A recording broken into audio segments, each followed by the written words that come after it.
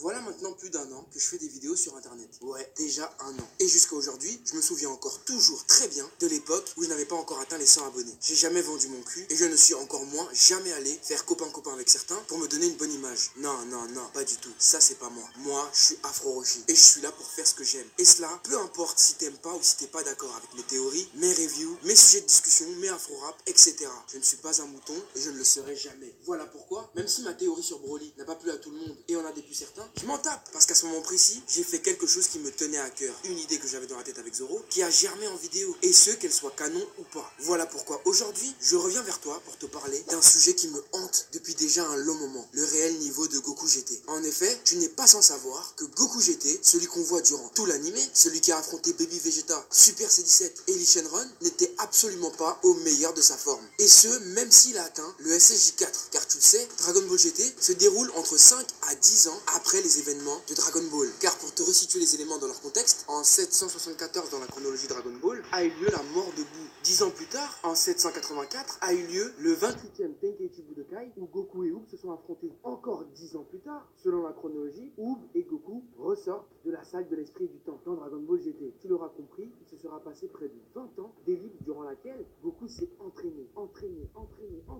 pour avoir un niveau quasi démentiel. Et malheureusement, la grande frustration des fans de Dragon Ball GT est de ne pas avoir vu toute l'immensité et l'étendue des pouvoirs de Goku. Car à cause de son rajeunissement, à cause du souhait de Pilaf, Goku n'est redevenu qu'un vulgaire enfant. Mais attention, pas n'importe quel enfant, un enfant capable de se transformer en SSJ3. C'est déjà énorme. Mais malgré tout, en tant que fan de GT, on a quand même cette frustration en nous. Et maintenant, si je te disais qu'il est possible d'estimer l'étendue de la force de ce Goku, qui s'est entraîné pendant plus de 20 ans après les événements de Dragon Ball Z, me croirais-tu? Bon, bien entendu, commençons par poser les bases directement, d'emblée, là, tout de suite. Dragon Ball GT n'est pas canon à l'univers d'Akira Toriyama, contrairement à Dragon Ball Super. Cela dit, Akira Toriyama le dit lui-même, que Dragon Ball GT est une histoire alternative à Dragon Ball Z. Et si c'est une histoire alternative, on peut clairement l'associer à Dragon Ball Z et DBS et y faire des liens. Et c'est ça le plus important que je tenais à dire avant de débuter le fond de ma pensée. Dragon Ball GT peut être assimilé à l'univers de Dragon Ball, ne gênant en rien du tout sa chronologie et ses événements. Et tu vas très vite comprendre pourquoi. Premièrement, tu le sais, Dragon Ball Super se passe directement après les événements de Z.